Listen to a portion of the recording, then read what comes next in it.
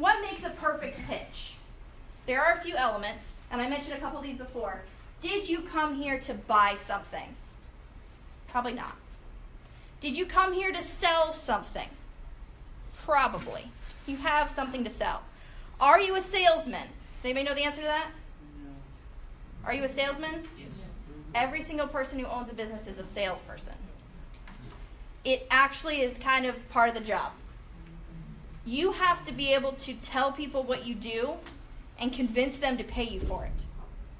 That's just how it works. And so you are a salesman. And if you own being a salesman, you can actually learn, if you learn like how to be a salesman, like through networking, through stuff that SCORE does, you will actually be able to kind of enhance that part of your business, and you won't even really realize it. It'll just kind of happen. So make sure that you're realizing that you are a salesman. Don't think that I'm just the CEO, I'm just the owner. No, you're a salesman too. You have to let people know what you do and who you are and get them to pay you for it. So you are a salesman. You have to let people know, like, and trust you first. That's what all that conversation stuff was about, right? So having those conversations with people, talking about the weather, talking about the venue, talking about whatever it is that you do with that person, they have to know, like, and trust you before they'll even give you any of their money. How much of your money is precious to you? All of it. How much of it will you give to me if I just ask you for $1? Okay, you give me $1. What if I said, can I have like $5? Maybe.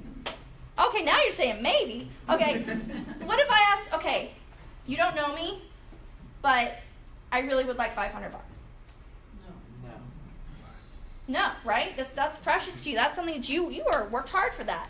So they have to know, like, and trust you before they'll even think of handing over their money, let alone whether what you have is value or not. So that's one thing that's really important. That's what networking will help you do, is build that relationship. And so when you actually go to pitch someone, remember I talked about how the pitch would kind of come later? You need to listen to what they say first, and then you can hear something. Maybe something they said triggered something that you're like, maybe I should talk to them about that. So I have so many businesses, I don't even want to go into it. It's just ridiculous. But when I'm actually talking to someone, I do not pitch them all the businesses, unless it comes up. But I try to find out which one is going to help them the most. And if I don't get that initial reaction of they see value in it, then I drop it. And then I say, well, what can I do for you?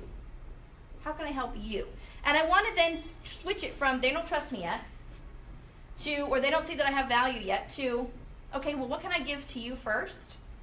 And then let me try and pitch you later.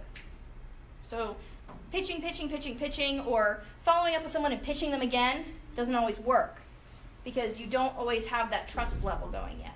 So this know, like, and trust is really important. And reading people and reading their faces and reading their body language is very important. I have a friend, her name is Megan Ritchie. She calls herself the Nonverbal Ninja. She actually does a body language class, which is really, really interesting. So you can write her name down and look her up online. She's really awesome. And she actually talks about how you can tell if a client or a person is ever lying to you, and also how to structure your body language so you don't have those closed circles, and also so that you're more inviting when people actually talk to you at a networking event.